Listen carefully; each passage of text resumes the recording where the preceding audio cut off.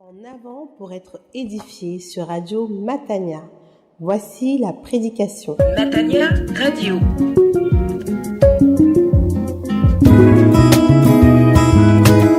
Auditeurs de Radio Matania, c'est le moment de la prédication et celle que je vous propose est une prédication du pasteur Claude Missindibazi qui a pour titre le suivant « Soyez réalistes ». Et pour test de référence, celui de l'Ecclésiaste, chapitre 3, les 15 premiers versets. Soyez réalistes. Ecclésiaste 3, du verset 1 au verset 15. Soyez réalistes, c'est également être réaliste, c'est voir la vie telle qu'elle est. Et de cette manière, on peut acquérir la vraie sagesse. Dans cette prédication que je vous recommande vivement, il y aura une définition rappelée de la sagesse. Qu'est-ce que c'est que la sagesse? En quoi consiste le fait d'être sage? Vous comprendrez et vous apprendrez également, comme cela a été le cas pour moi, que tout acte posé par votre Dieu est un acte d'amour. Que le Seigneur vous bénisse abondamment à l'écoute de cette prédication que je vous recommande vivement. Restez fidèles au programme de Radio Matania.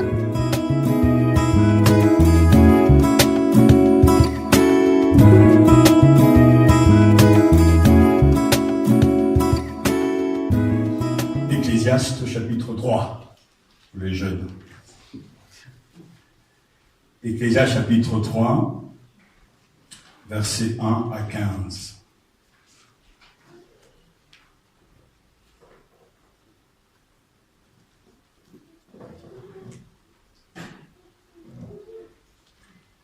Il y a un moment pour tout, un temps pour toutes choses sous le ciel. Un temps pour enfanter et un temps pour mourir. Un temps pour replanter et un temps pour arracher le plant. Un temps pour tuer et un temps pour guérir. Un temps pour démolir et un temps pour bâtir. Un temps pour pleurer et un temps pour rire. Un temps pour se lamenter et un temps pour danser. Un temps pour jeter des pierres et un temps pour ramasser des pierres. Un temps pour étreindre et un temps pour s'éloigner de l'étreinte. Un temps pour chercher et un temps pour perdre.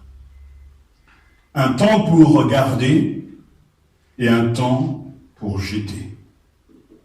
Un temps pour déchirer et un temps pour recoudre. Un temps pour se taire et un temps pour parler. Un temps pour aimer et un temps pour haïr. Un temps de guerre et un temps de paix. Que reste-t-il à celui qui travaille de la peine qu'il prend? J'ai vu le souci que Dieu donne aux humains comme moyen d'humiliation. Tout ce qu'il a fait est beau en son temps, et même il a mis dans leur cœur la pensée de l'éternité. Bien que l'homme ne puisse pas saisir l'œuvre que Dieu a faite du commencement jusqu'à la fin, j'ai reconnu qu'il n'y a rien de bon pour lui sinon de se réjouir et de faire ce qui est bon pendant sa vie. Et aussi que pour tout homme, manger, boire et voir ce qui est bon au milieu de tout son travail est un don de Dieu. J'ai reconnu que tout ce que Dieu fait dure à toujours. Il n'y a rien à y ajouter et rien à en retrancher. Dieu agit ainsi afin qu'on ait de la crainte en sa présence. Ce qui est a déjà existé. Et ce qui existera est déjà là. Dieu ramène ce qui a disparu. Amen. Amen, amen, amen. Et à la fin de ce livre, chapitre 12, verset 13. Ecclésias chapitre 12, verset 13. Écoutons la conclusion de tout le discours. Crains Dieu et observe ses commandements. C'est là tout l'homme, car Dieu fera passer toute œuvre en jugement au sujet de tout ce qui est caché, soit bien, soit mal. Amen. Amen. Accueillons cette parole en priant et en demandant au Seigneur le secours de l'Esprit Saint. Amen. Notre Père, nous t'adorons et nous te bénissons. Amen. Parce que tu es le maître des temps Amen. et que tu agis toujours selon ton bon projet, car c'est toujours l'expression de ton amour. Tu nous as donné ce livre pour nous rendre sages, pour créer et mettre au-dedans de nous la crainte de ton nom. Et nous voulons être au bénéfice de ce fruit, la crainte de Dieu et le commencement de la sagesse. Plusieurs peurs, Seigneur, nous habitent. Et quelquefois, nous sommes effrayés face à la maladie. Mais ce matin, tu veux nous dire que la crainte de ton nom, de toi, est au-dessus de toutes les autres craintes. Amen. Celui qui te craint ne peut pas craindre les hommes. Celui qui te craint ne craint pas la mort. Celui qui te craint ne craint pas les mauvaises nouvelles. Car il est sous ton contrôle.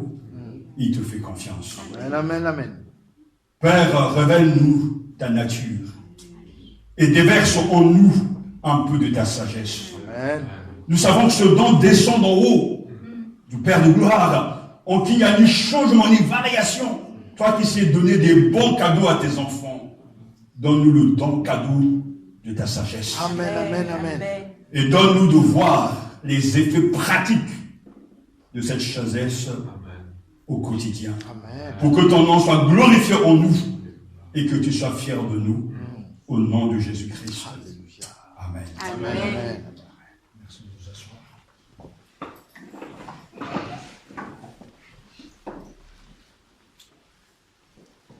Soyez réalistes, dit le prédicateur, dit l'ecclésiaste, appelé aussi Coëlette. Regardez les choses en face, voyez la vie telle qu'elle est. Sinon, vous ne pourrez acquérir la véritable sagesse.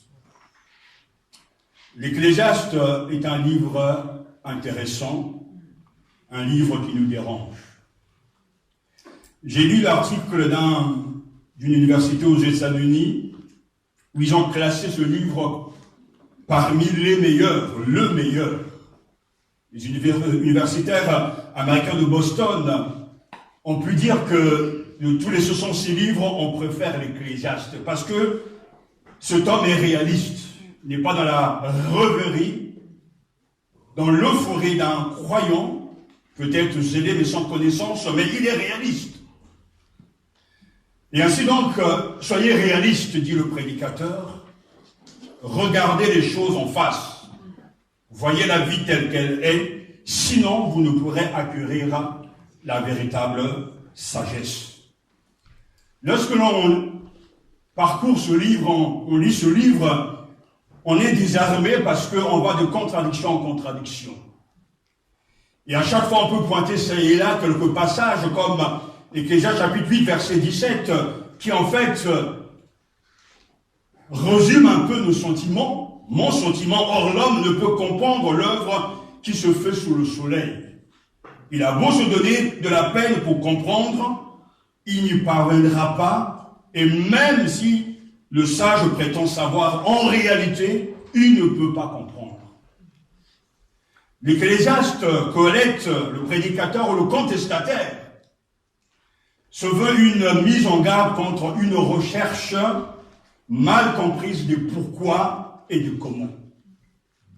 Coëlette veut nous délivrer d'une vision rose de l'existence, comme je l'ai dit la semaine passée. Il veut nous dissuader de nous confier dans la sagesse, dans les plaisirs, dans la richesse, dans la justice. Et il veut nous faire voir que Dieu est là, même quand tout va mal. Regardez, dit le prédicateur, le monde dans lequel nous vivons. Le Midrash, lorsque j'ai consulté donc le traité du judaïsme, le Midrash qui est en fait une forme d'exégèse donc juive, nous dit que ce livre a été écrit à la fin de la vie de Salomon. Lorsqu'il a tout vécu, il va écrire donc l'Ecclésiaste. Au début de sa carrière, quand Dieu donnera donc la sagesse à Salomon, un roi chapitre 3 que nous venons de lire tout à l'heure lors de notre méditation introduction, il va donc commencer par écrire le Cantique des Cantiques, un livre merveilleux, passionnant pour les amoureux, les doux rêveurs.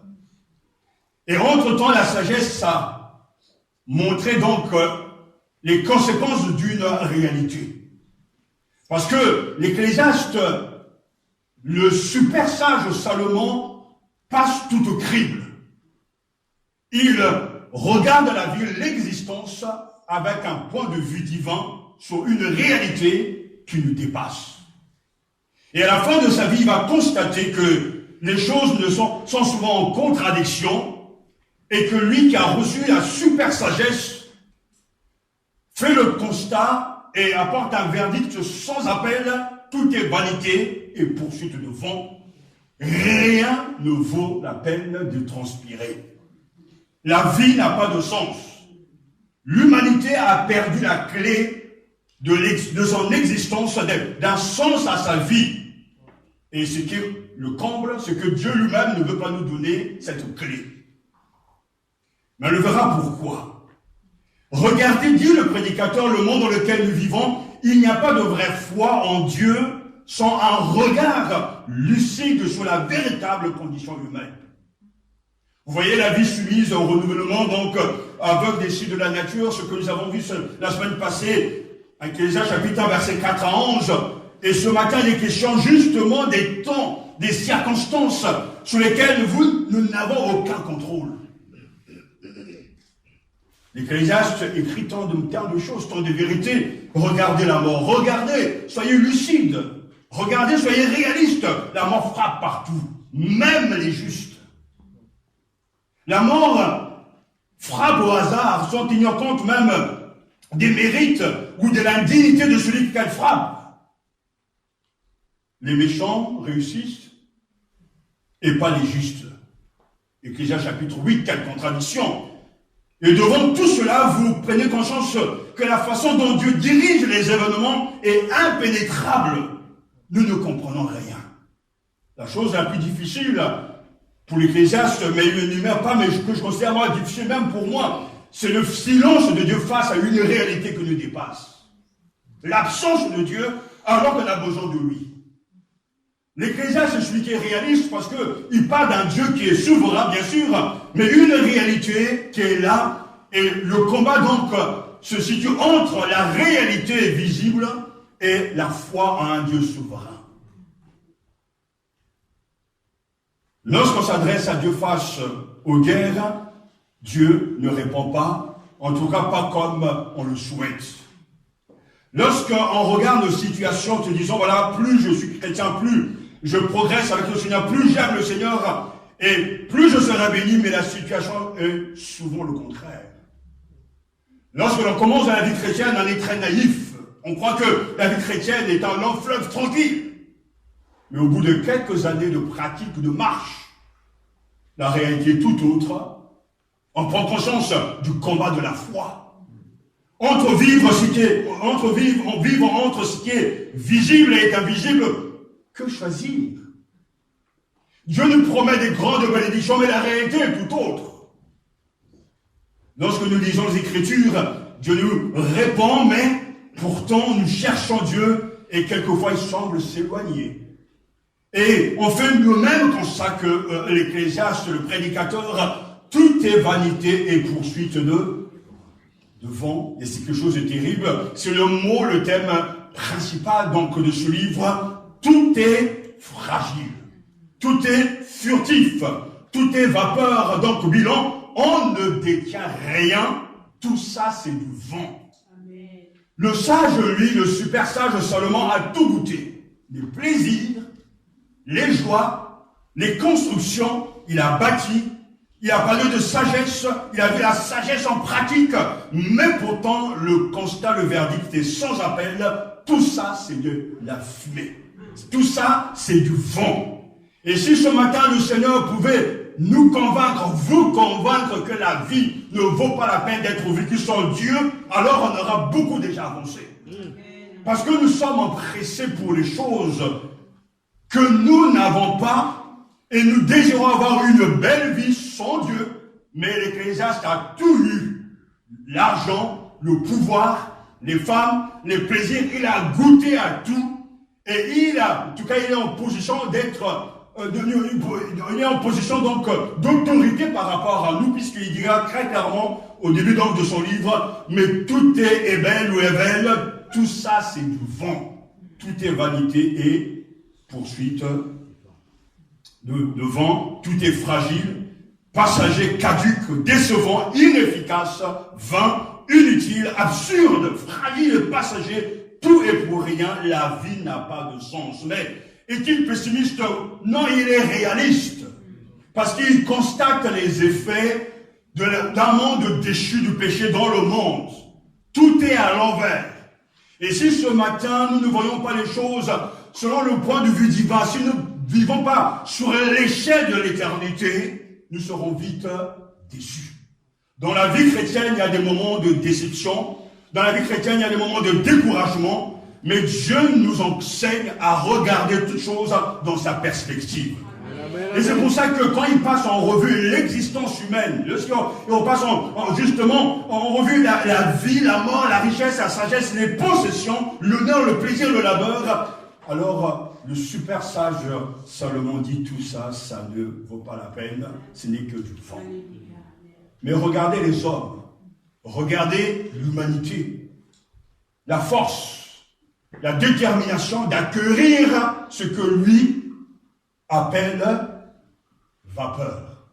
On se bouscule, on se bat pour avoir ces choses, lui a tout eu, mais pourtant, tout ça, ce n'est que vanité. Tout au long de son livre, il ne récite pas son catéchisme. Il réfléchit seulement sur la condition humaine. Il nous fait part de toutes ces déceptions. Les injustices, comme je l'ai dit, le travail inutile, la solitude, les abus d'autorité, la perte des richesses. Et pourtant, il n'est pas désespéré. Il conseille à chacun de vivre le bonheur présent, même modeste. À un moment donné, il dira, mais jouis de la vie, prends ton pied, bois et mange et dors. Et sur le point de vue humain, terrestre, mais c'est la vie. Il y a quoi d'autre? Mange, bois, sors, drague, vis ta vie, achète ceci, etc. Parce qu'il n'y a rien après. Mais l'Ecclésiaste est réaliste, il constate ces choses, mais il poursuit. Mais sache qu'à la fin, que le jugement t'attend. Là, c'est là où justement nous, on voit en tant que chrétiens que la vie, elle est là, elle est belle. Les gens font la fête, ils se marient, autre chose, mais sache qu'à la fin, Dieu te jugera. Mais on ne peut même pas entendre ça parce qu'on a envie d'entendre que tout va bien. Dieu a un plan pour chacun et on ne pourra jamais être heureux sans être en communion avec lui. Amen. La première conviction qui doit nous habiter, et je vous encourage à lire ce livre, c'est le fait d'être conscient et d'accepter le verdict, le constat de Salomon que tout est vanité. Que Dieu nous délivre des choses ici-bas pour nous donner de l'aimer lui et de confesser une foi vivante.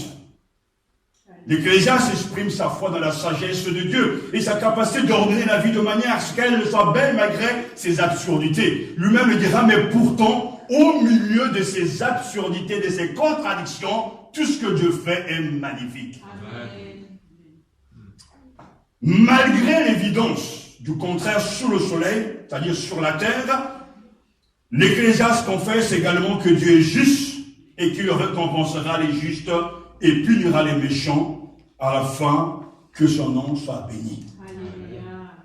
Il y a des vérités que on aurait voulu apprendre plus tôt.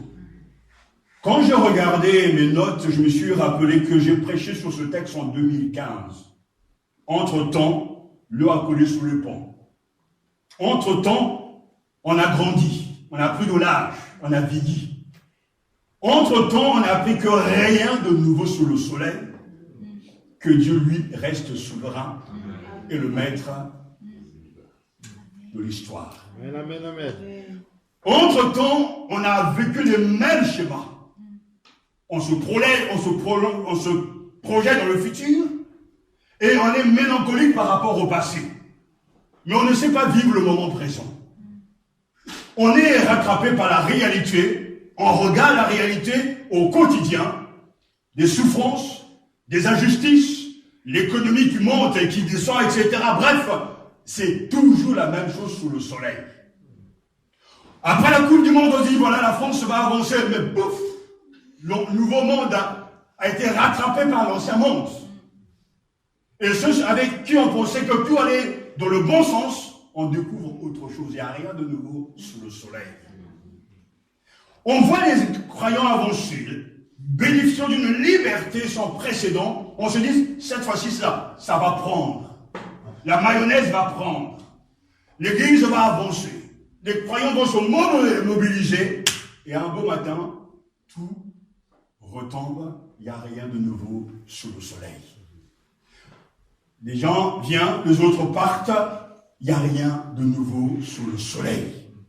Aujourd'hui est le seul temps à la disposition des humains. Dans la ronde des temps, le sage est celui qui saisit la bonne occasion au moment opportun. Il y a pour toute chose un temps fixé par Dieu. Tout ce qui arrive ici-bas vient au moment opportun, décidé par Dieu lui-même. Dieu a établi pour chaque événement le moment qui convient. Celui qui fixe et décide, son œuvre est parfaite. Nous avons vieilli, mais Dieu n'a pas changé. Amen. Le temps de Dieu n'a pas pris en tout cas de retard. Il fait tout au bon moment. Amen. Et le livre de l'Ecclésiaste, le super sage Salomon est en train de nous apprendre à nous calquer sur Dieu et à laisser Dieu diriger nos vies. Amen. Lorsque nous sommes chrétiens, nous vivons sous la puissance d'un Dieu souverain. Alléluia. C'est là où l'expérience nous montre que le fait de dire Seigneur, Seigneur, ça ne veut rien dire.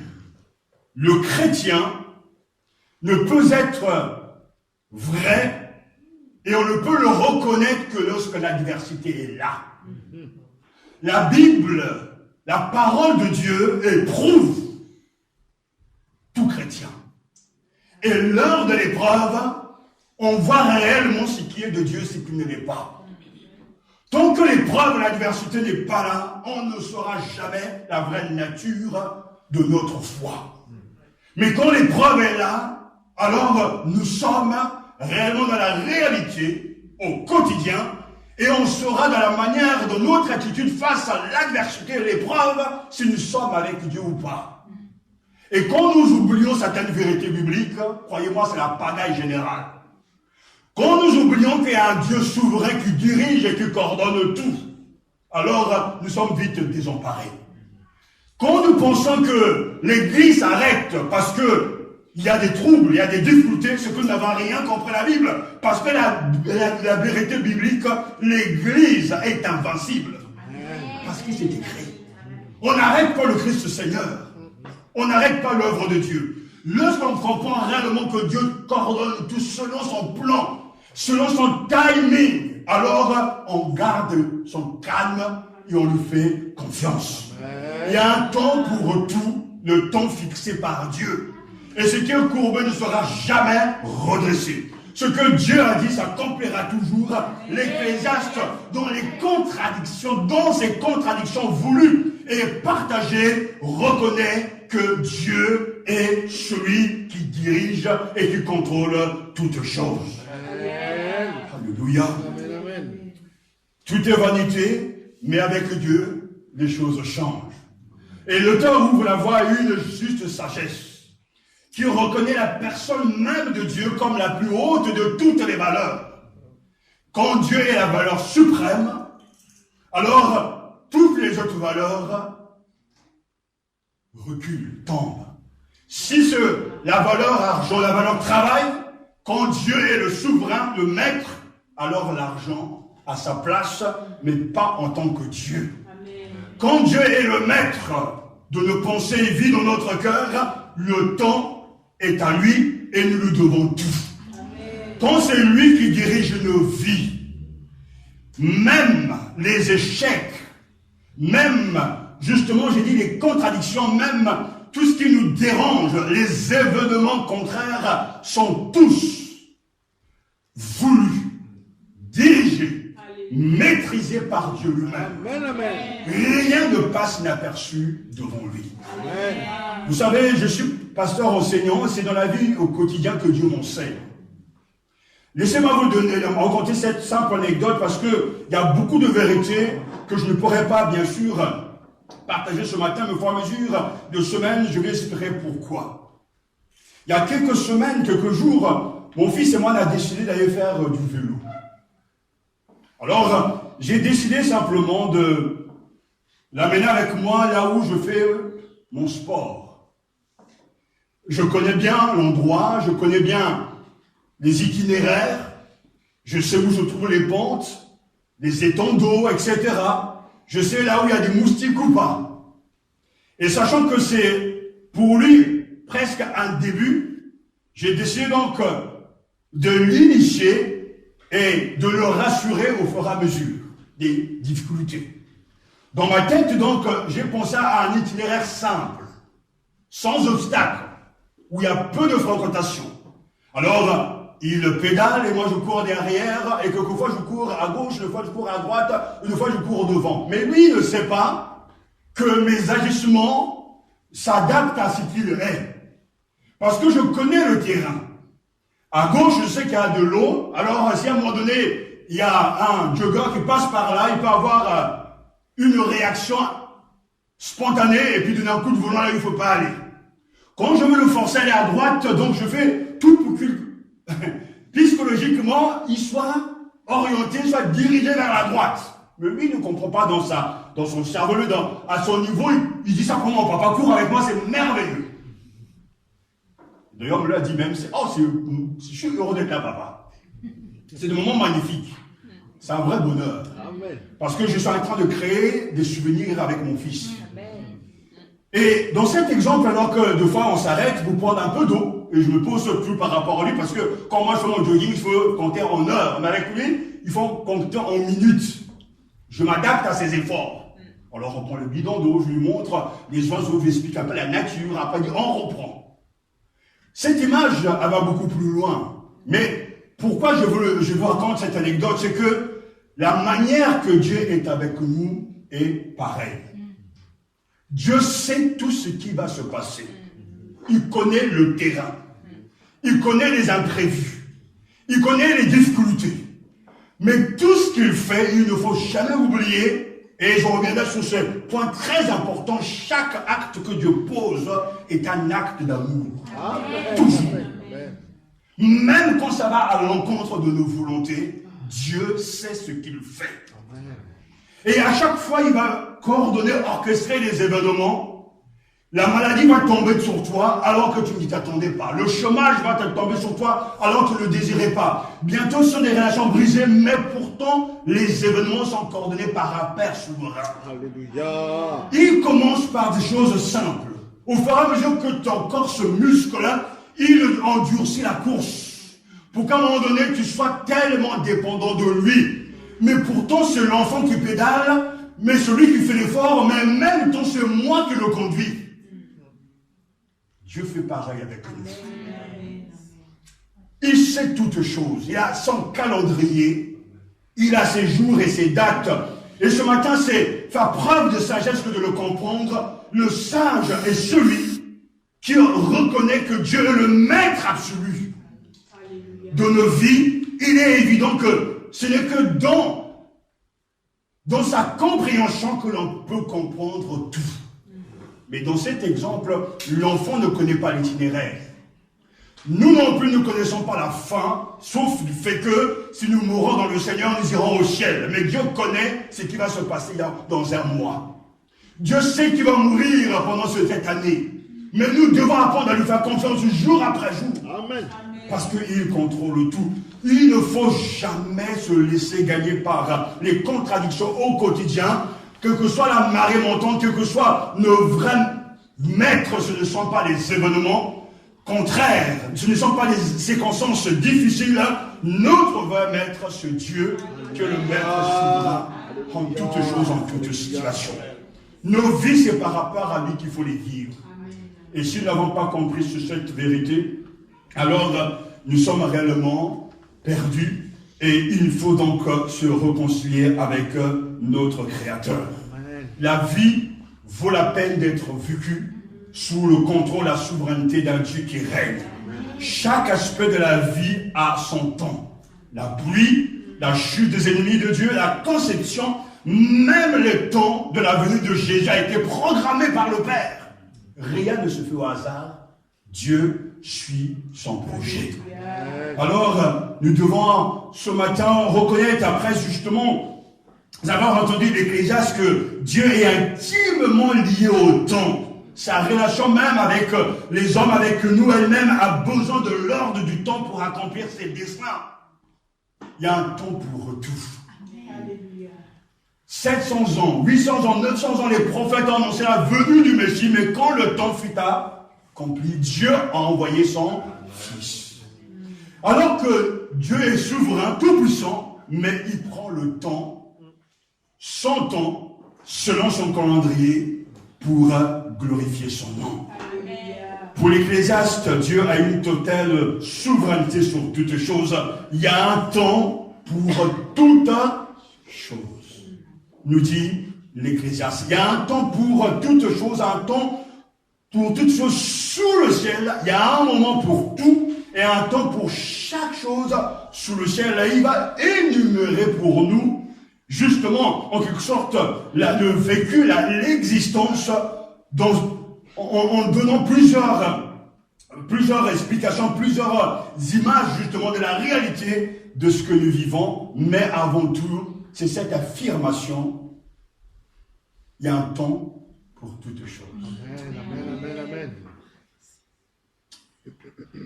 C'est-à-dire, on parle d'occasion de saison. Dans mon parcours, j'ai toujours observé le champ de maïs.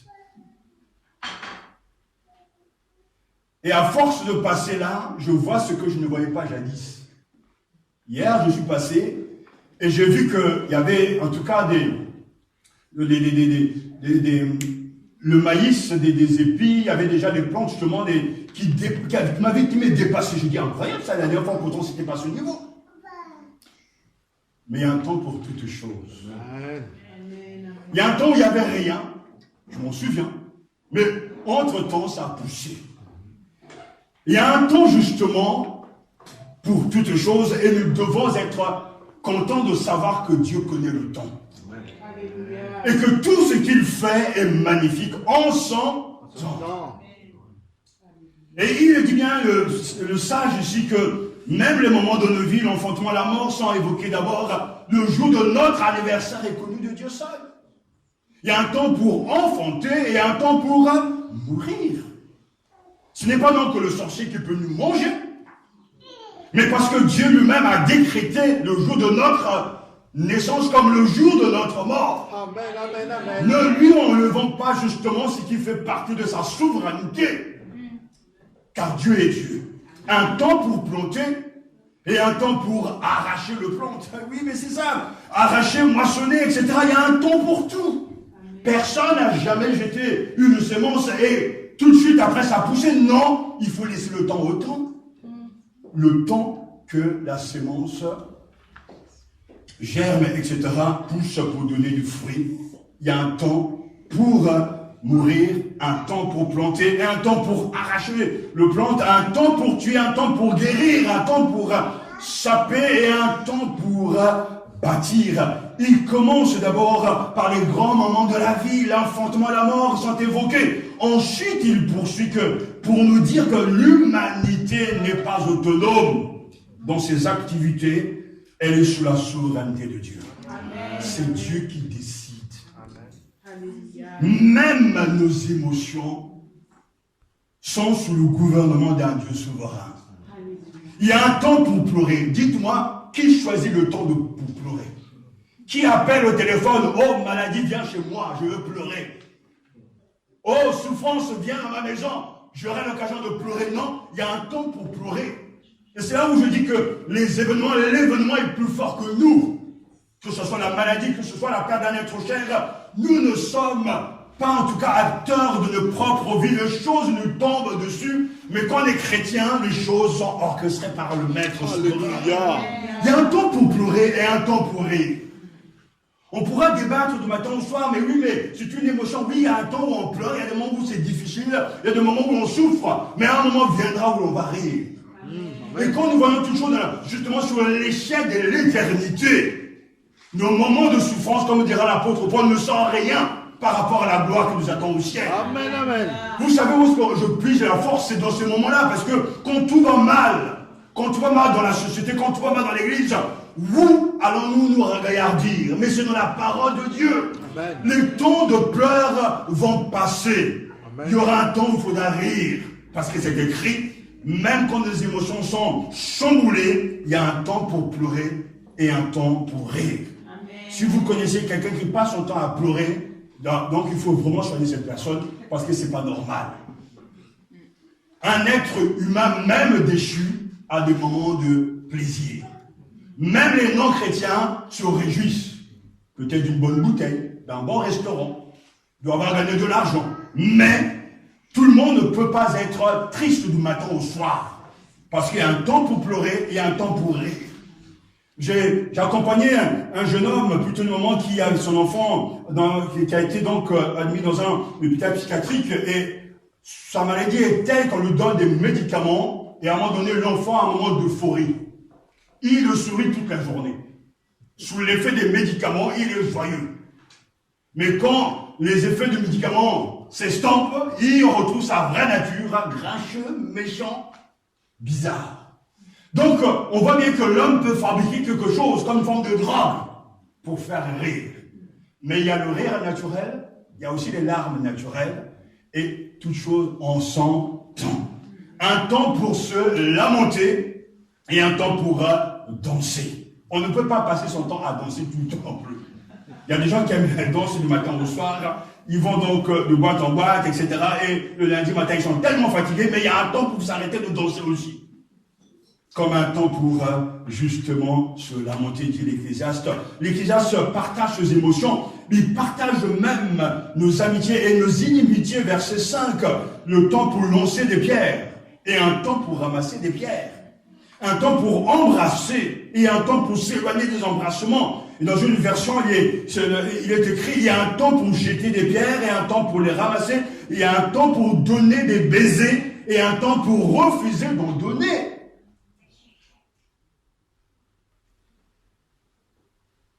Jeter des pierres, ramasser des pierres, c'est être capable justement de créer des bonnes relations. Mais on sait très bien que dans la vie, tout est vanité. Même nos relations ne passent pas l'épreuve de la durée et de l'éternité. Les amis d'hier, c'est plus les amis d'aujourd'hui.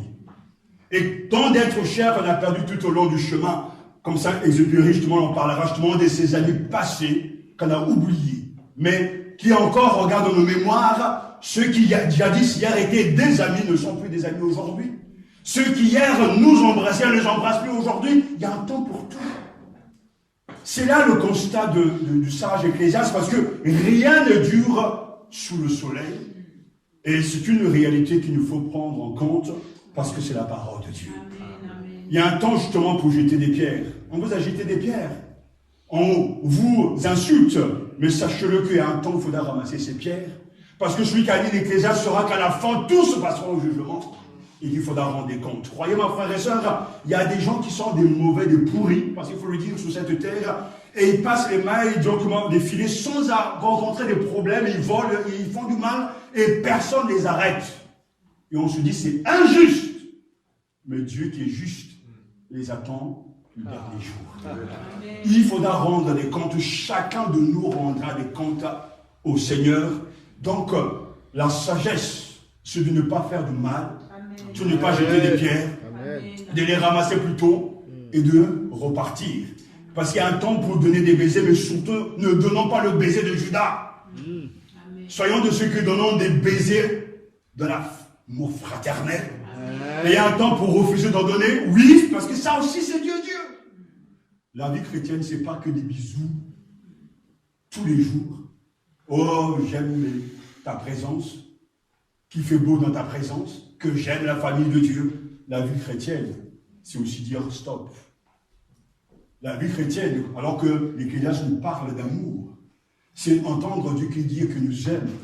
C'est de voir Jésus aimer, mais le même Jésus qui dira à Pierre, arrière de moi, Satan, c'est le même. Nous ne devons pas grandir avec l'idée que tout ira dans notre sens, mais il y a aussi un temps pour tout, et que Dieu nous donne de pouvoir vivre selon son temps. Un temps pour chercher et un temps pour perdre. Un temps pour garder, nous vient de dire verset 6, un temps pour jeter. Même les pertes, même nos possessions passent par justement la compréhension, par le jugement du sage. Il y a un temps pour perdre. On perd des objets. On perd des êtres chers. Mais Dieu nous apprend à nous détacher des choses de ce monde. Et à nous attacher à lui. Il y a la perte de la santé, de notre travail, d'une amitié, d'une personne aimée. Mais si nous savons que le temps pour perdre est aussi de la main de Dieu, nous ne serons pas en train de lutter contre lui. Combien de gens ont abandonné la foi parce qu'ils ont perdu un être cher? La réalité, c'est que le sage nous dit, ces gens étaient plus attachés à leurs êtres bien-aimés qu'au Seigneur. Car si nous ne savons pas reconnaître que Dieu est amour, tout le reste s'écroule. Tout ce que Dieu fait est un acte d'amour. Amen. Faisant partie de son projet, on perd des objets, on perd des gens, mais qu'importe que le nom de Dieu soit béni. Amen. Presque en 30 ans dans la vie chrétienne, dans le ministère, j'ai vu tellement de pertes. Des temps gâchés. Des gens qui sont partis, qu'on ne reverra plus. Mais je leur dis toujours, rendez-vous toujours au tribunal. Il n'y a pas longtemps, je croisais des gens qui étaient avec nous à Évry, qui avaient quitté, et tout d'un coup j'entends la voix, pasteur, pasteur. Et j'encontre ces deux personnes qui venaient vers moi avec beaucoup d'émotions, etc. Il n'y a que, en fait, des montagnes qui ne se croisent jamais. On peut se perdre de vue, mais se revoir 20 ans après. Mais même si on ne se reverra plus sur cette terre, on se reverra au tribunal. Dieu nous apprend à nous détacher des choses de ce monde. J'ai vu des gens partir. Et on a l'impression que tout va s'arrêter. J'ai vu des gens quitter les églises. On se dit que cette fois-ci, on ne s'en sortira pas. Mais laisse-moi vous dire, et je parle par expérience, Dieu ne s'arrête jamais. Amen. Quand la chose vient de Dieu, elle connaît même de remous. Et j'ai appris que même quand quelque chose est de Dieu bon, ce bon de Dieu passe par de la souffrance. Il n'y a rien de divin qui ne souffre pas. Rien.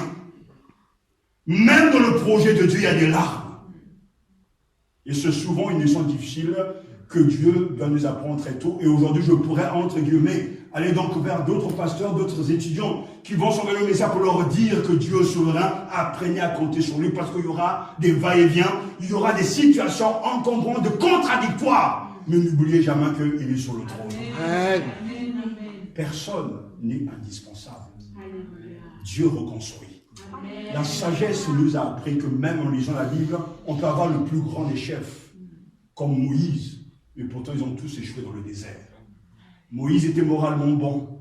Il avait la foi. C'était l'ami de Dieu. Mais pourtant, le peuple a échoué. Est-ce que c'était de sa faute? Non. La sagesse, c'est que Dieu a son temps. Amen. Ces choses devaient arriver pour que nous en tirons des conséquences, que l'incrédulité c'est grave. Ils sont morts dans le désert. Alors quand vous perdez un être cher, bénissez Dieu. Amen, amen, amen, amen. On reçoit souvent du courrier, voilà, j'ai quitté l'église, je dis à mon épouse, rendons gloire à Dieu parce que Dieu sait pourquoi. Humainement pour nous, on dit ça va être du chagrin, on est habitué à eux, mais je dis gloire à Dieu. Et quand j'étais jeune, c'était un moment de panique. Plus maintenant, parce que je sais que Dieu est souverain. Il renouvelle l'alliance. Entre-temps, j'ai appris à lire la Bible. Je vois l'histoire du peuple de Dieu. Je vois la venue de Jésus annoncée longtemps, bien longtemps auparavant dans le projet de Dieu. Mais avant que ça n'arrive, bien des situations arrivent. Dieu envoie le prophète, Dieu envoie Jérémie, il n'écoute pas. Dieu envoie et d'autres prophètes, ils n'écoutent pas. Mais le temps est arrivé, il envoya son propre fils. Mais ils n'ont pas non plus écouté.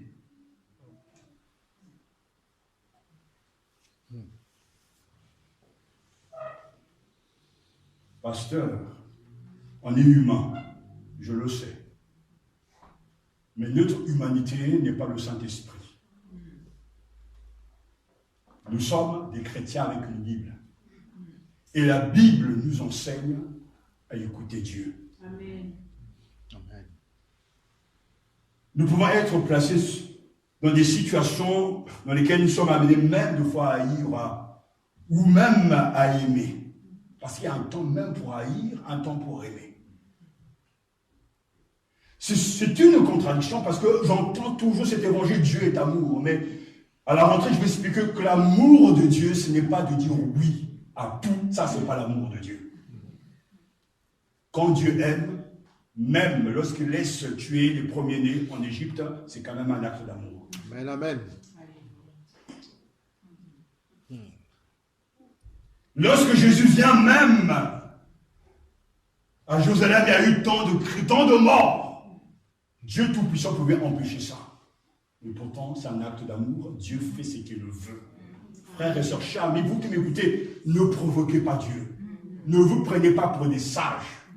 Nous n'avons pas toutes les pièces du puzzle du projet. Mais ce que nous savons, c'est une réalité, le moment présent, et nous devons lui faire confiance parce qu'il fait toutes choses selon son projet. Dieu dirige l'histoire selon sa providence. Et c'est parce qu'il est souverain, qu'il est le créateur, qui peut gérer même les circonstances défavorables. Il exerce en tout cas un contrôle souverain, et ce souverain contrôle est appelé providence. Cette providence, c'est Dieu lui-même qui a la maîtrise de toute existence, parce qu'il est le créateur. C'est lui qui connaît et contrôle toutes choses, y compris Satan, dans le but de glorifier son nom.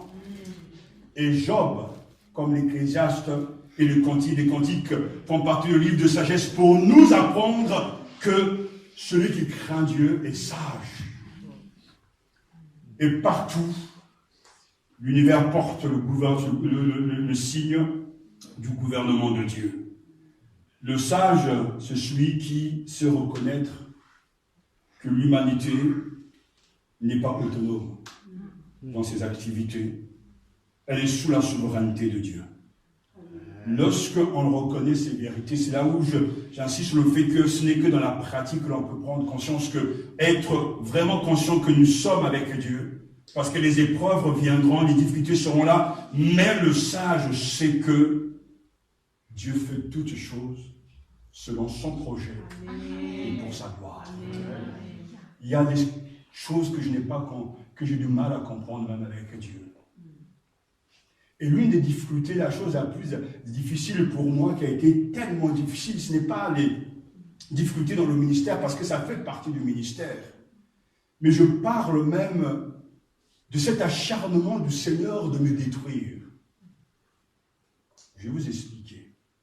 Quand vous faites quelque chose de tout votre cœur pour le Seigneur, quand vous avez donné les preuves que vous l'aimez, vous avez donné votre vie, vos biens, argent, temps pour lui, vous attendez à recevoir de sa part que des bonnes choses. Mais en fait, vous allez auprès de lui en vous justifiant que, regarde, à cause de mes œuvres, la preuve que je t'aime. Donc tu dois me bénir, tu dois me faciliter la tâche. Mais il semblerait que c'est là où Dieu tourne le dos.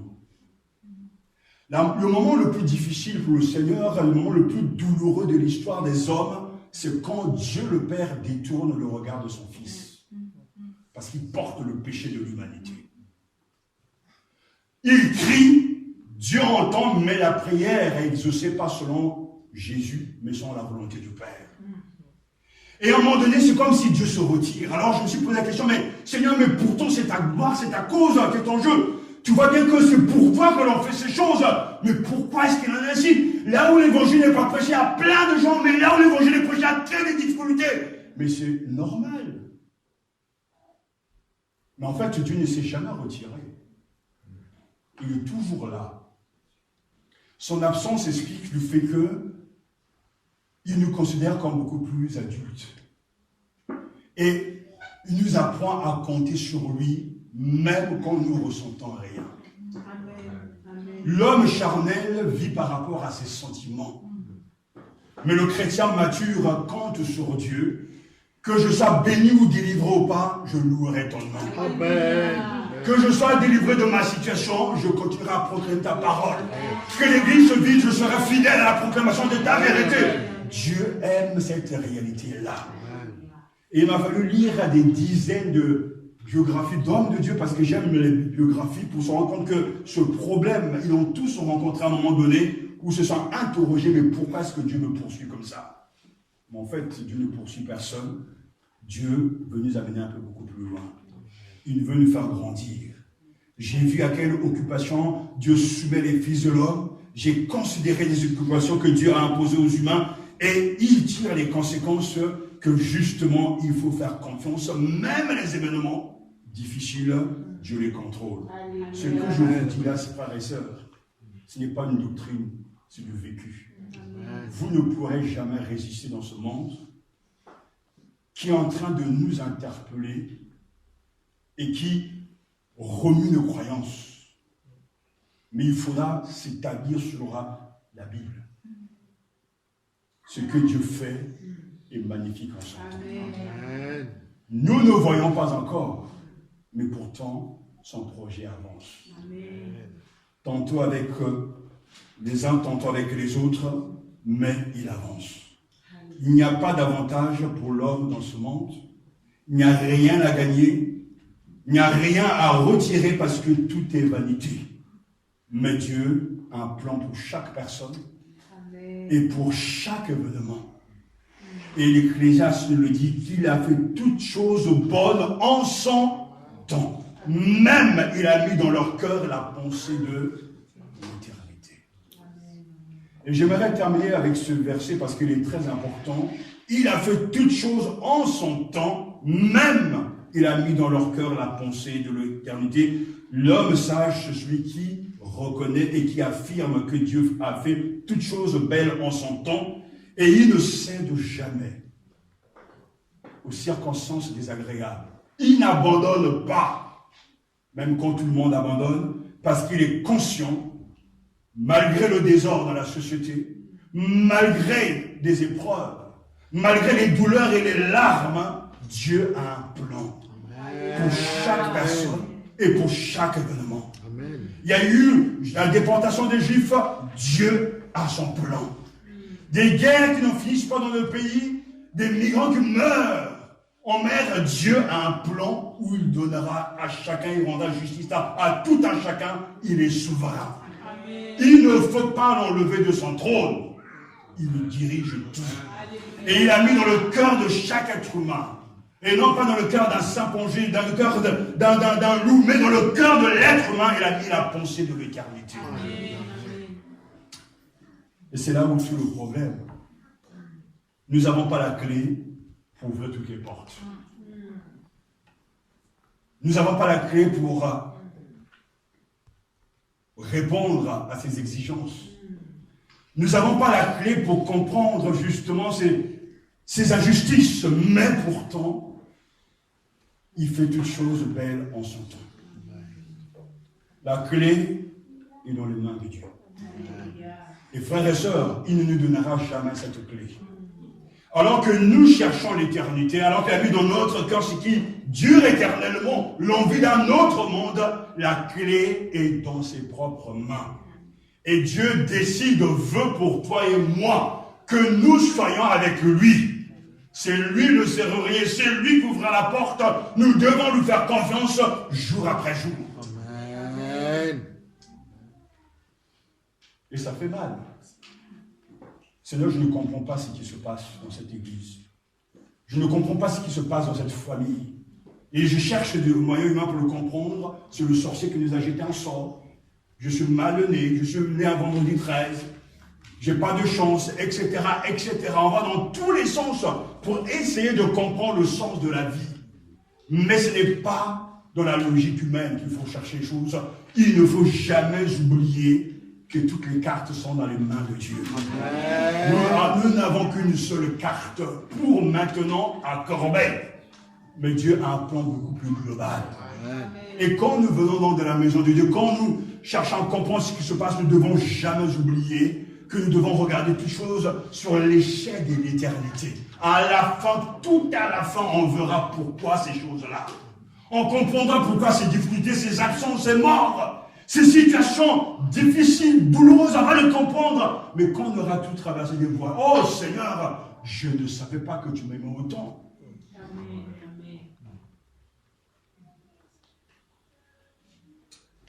Ce que Dieu fait dure éternellement. Amen. J'ai compris, dira l'Ecclésiaste, j'ai reconnu que tout ce que Dieu fait durera toujours. Qu'il n'y a rien à ajouter et rien à retrancher. Vous voyez, même la France est un pays béni. Amen. Les gens, les chrétiens, ont des possibilités immenses de se former, de lire, d'aller dans les librairies chrétiennes. Mais pourtant, là où nous avons tout, c'est là aussi, c'est plus difficile. Pourquoi est-ce que Dieu ne nous envoie pas vers où tout est facile, plus facile? Il a son plan. Amen. Pourquoi la parole de Dieu est plus rare, la vraie parole de Dieu est plus rare, là où les gens le cherchent vraiment? Même cette contradiction ne peut être acceptée que dans le projet de Dieu. Pourquoi le Christ a-t-il été rejeté par les siens? Ça fait partie du projet de Dieu. Ce que j'aimerais vous dire, chers amis, il faut être réaliste. Être chrétien, ce n'est pas faire semblant. Être chrétien, c'est pouvoir pleurer et crier même ses colères à Dieu. Être chrétien, c'est de pouvoir ne pas comprendre même Dieu. Ce n'est jamais rejeter la réalité, mais de ne jamais oublier que tout ce que Dieu fait durera toujours. Amen. Nous, on va passer, l'Église va passer, mais ce qui a été prêché restera éternellement parce que c'est la parole de Dieu. Qu'il n'y a rien à ajouter, rien à retrancher, et que Dieu agit toujours afin qu'on le craigne. Vous êtes dans le brouillard, craignez Dieu. Amen. Vous ne comprenez pas, au lieu de vous énerver, de vous exciter et de vous en prendre à tout le monde, arrêtez-vous et réfléchissez. Amen. Vous ne voyez pas l'issue de votre problème, au lieu de commencer à paniquer, de vous agiter, apprenez à craindre Dieu. Amen. C'est pour ça que le sage nous dit que tout ce que Dieu fait dure éternellement. Alléluia. L'alliance est éternelle. Le Saint-Esprit est un esprit éternel. La vie éternelle. Tout ce que Dieu fait dure éternellement. Amen. Et nous devons lui faire confiance. Seigneur, je te rends grâce. Parce que les incompréhensions ne cesseront jamais. Mais pourtant, il n'y a rien à ajouter et rien à retrancher. Dieu fait en sorte qu'on le craigne. Amen. Alléluia. Lorsque l'on craint Dieu, c'est là la grande leçon. On n'a peur de personne. Car la crainte de Dieu est le commencement de la sagesse. La crainte de Dieu bannit la crainte des hommes. Alléluia. Jésus n'a jamais eu peur de personne, mais il craignait son Père. La crainte de Dieu bannit nos propres peurs. Et je crois que de nos jours, c'est le plus grand besoin de l'Église. Dans nos églises, c'est de craindre Dieu. Amen. J'écoutais à la radio cet homme qui a décidé de porter plainte contre son médecin. Et pourquoi? Lorsqu'il est parti voir son médecin, on lui a dit qu'il avait le cancer et qu'il ne restait plus que 2 mois à vivre. Il a donc décidé de mettre de l'ordre dans sa vie, de dire au revoir, de planifier sa mort, les assurances, etc. Quelque temps après, le médecin le rappelle et lui dit que finalement il s'était trompé, ce n'était pas ses résultats. C'était le résultat de quelqu'un d'autre.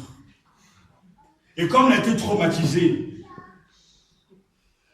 par cette mauvaise nouvelle, il a décidé de porter plainte contre le médecin. Et moi je souriais. En entendant cet homme, maintenant je ne sais pas qu'est-ce qui va se passer après. Mais j'ai bien compris que la crainte supérieure domine les petites craintes. C'est-à-dire, si Dieu est réellement celui qui est craint, tout le reste prendra sa place, sa juste place. Si vous avez peur de sorcier, mais si vous craignez Dieu, d'abord, tout le reste sera balayé. La mauvaise nouvelle d'un cancer, d'une mort annoncée est en train de pousser la personne à rectifier sa vie, à mettre de l'ordre dans sa vie. Pourquoi? Parce que la crainte de la mort domine les autres craintes.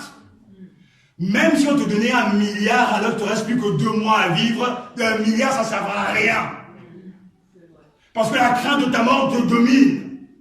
On peut même te donner 10 milliards, dis voilà, il te reste 20 jours, 20 milliards, 1 milliard pour chaque jour, tu vas acheter des avions, tu vas acheter des paquebots, tu vas acheter tout ce que tu veux, à la fin, tu sais que tu vas mourir.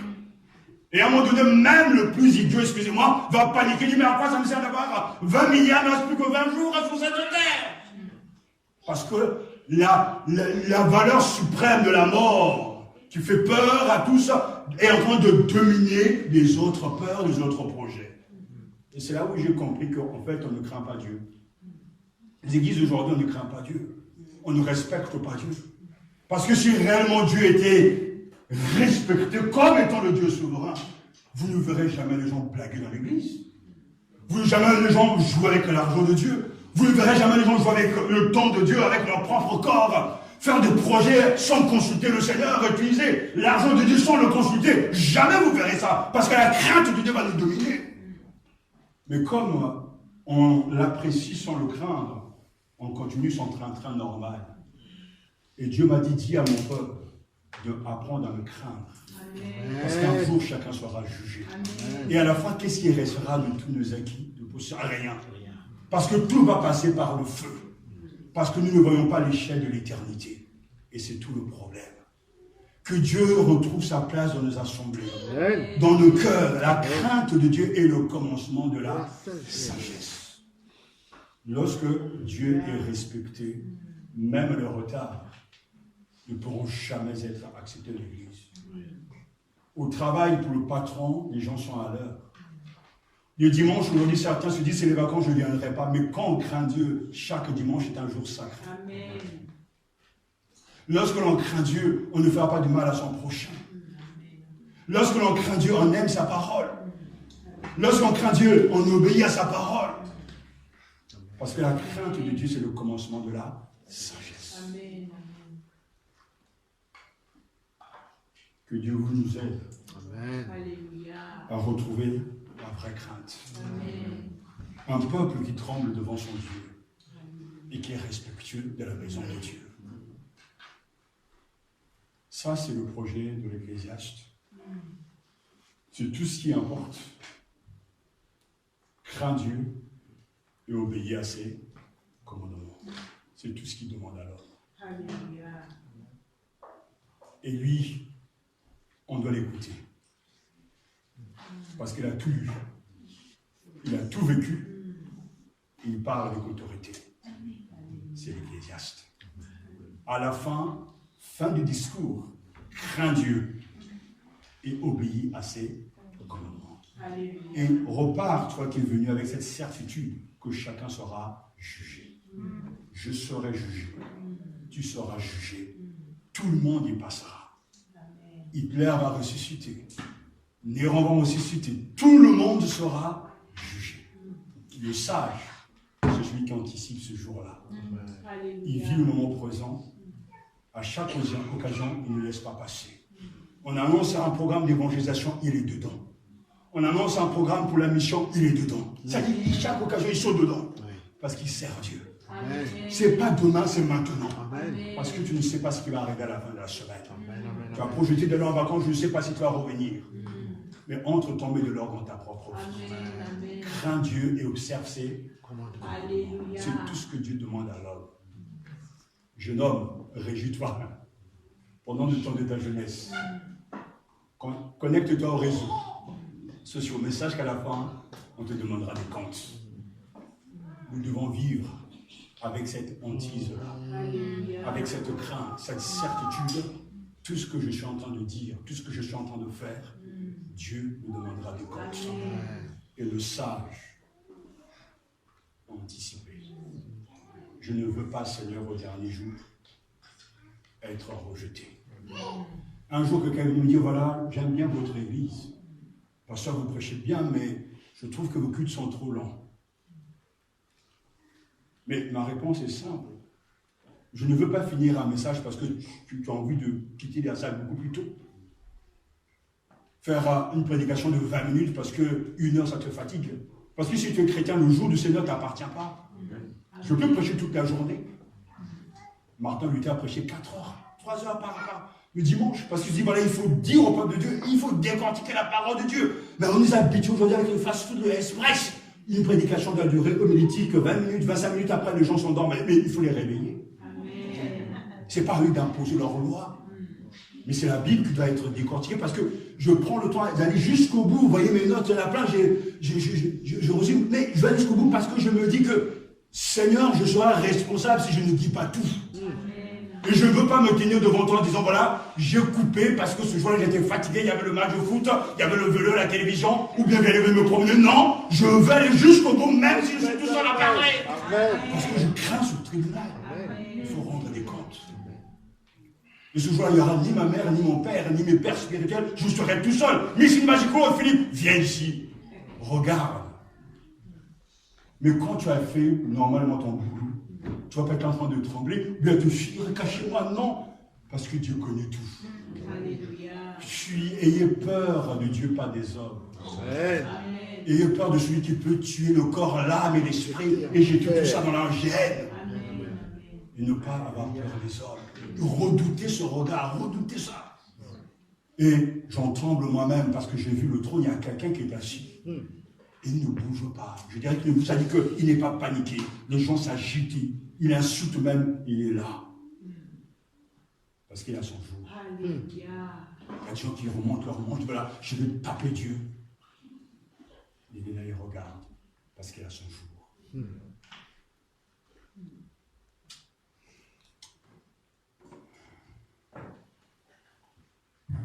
devons prier.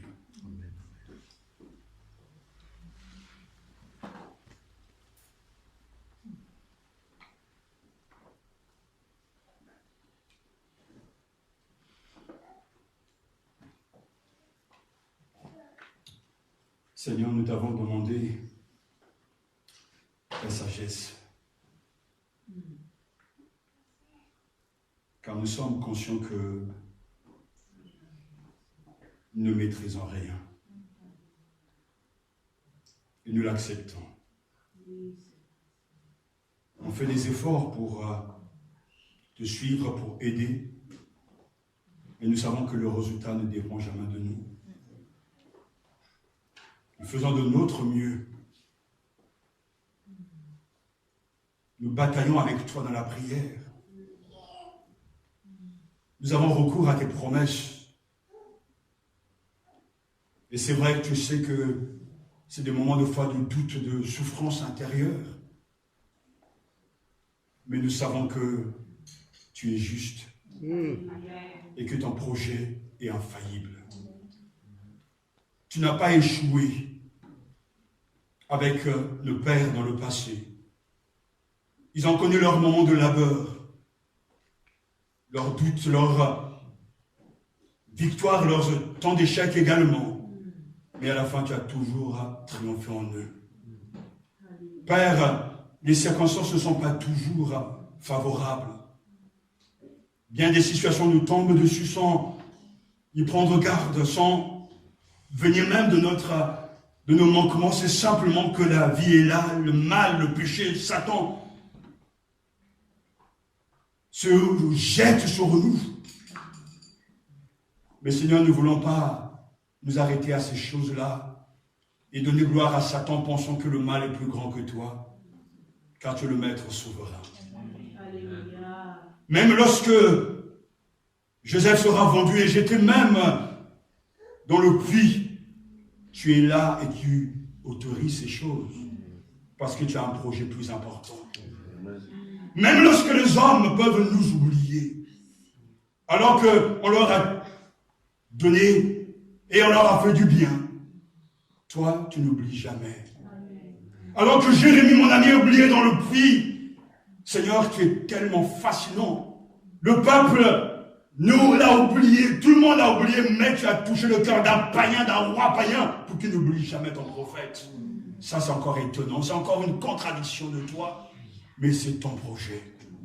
Seigneur, je te rends grâce parce que les années passent et nous sommes devenus plus réalistes, plus réels, plus vrais, plus honnêtes avec nous-mêmes, parce que la foi est une difficulté, la foi est un non-sens dans ce monde, où nous réclamons la justice par rapport, Seigneur, au massacre d'enfants, par rapport à des gens qui passent par des moments difficiles, à des viols, à des situations d'injustice incroyables, Seigneur. Mais où es-tu? Mais tu es toujours là. Nos cris de douleur font partie de la louange, de l'adoration. Nos prières montent vers toi comme un parfum. Et toi, tu fais toutes choses belles en ton temps. Seigneur, nous signons ce matin pour ton temps, le temps que toi, tu as prévu. Quand le moment a été fixé, tu as envoyé ton propre fils quand le temps est arrivé. Alors tant de prophètes l'ont annoncé sans l'avoir vu. Parce que ce n'était pas pour eux. Seigneur, je te rends grâce. Parce que tes promesses pour nous sont oui, amen. Amen. Tes projets sont oui, amen. Amen. Je ne sais pas si c'est dans 1 an, 2 ans, 3 ans, mais nous savons que tu as ton temps. Et entre-temps, nous vivons. Nous souffrons, nous voyons des gens partir, d'autres venir, c'est ainsi sous le soleil. Et tu nous apprends à rester calme et tranquille, car tu diriges l'histoire des hommes. Tu diriges l'église qu'est ton église. Et tu tiens nos vies dans tes propres mains. Seigneur, merci pour les temps d'oubli, merci pour le temps de séparation momentanée avec toi, merci pour le temps d'agitation, merci aussi pour le temps de victoire. Le temps où ton œuvre avance, comme le compte rendu à l'Assemblée, oui, on progresse, béni soit ton Saint nom. Car il y a un temps pour toutes choses. Seigneur, je te prie pour ton peuple ici, pour ceux qui m'ont écouté, parce que je sais que même après ma mort, ta parole restera toujours éternelle. Je te prie de leur donner un cœur sage pour apprendre à vivre leur temps avec ton temps, à se calquer sur toi, à être configuré en toi et avec toi et pour toi, Seigneur. Afin que les choses ici-bas trouvent leur juste place en face de toi. Donne-nous de te craindre. Donne-nous de trembler vraiment devant toi. Pour que nos mauvaises habitudes cessent. Pour que le comportement contraire s'arrête. Et que ton nom soit glorifié. Je te rends grâce parce que tu bénis ton peuple. Je te loue pour le succès évident de ta parole. Car cette parole, comme tu me l'as dit, tu l'as dit à bien d'autres, elle ne retourne jamais à toi sans avoir exécuté ta volonté, ton dessein, dans notre oui, comme dans notre non, dans l'odeur de mort, comme l'odeur de vie, ton nom est toujours glorifié. Ô Père, je te rends grâce pour la victoire de ta parole. Je te rends grâce pour ton dessein et ton projet d'amour. Je te rends grâce parce que nous n'avons pas toutes les pièces du puzzle, mais nous te faisons confiance. Amen. Car tu ne te trompes jamais.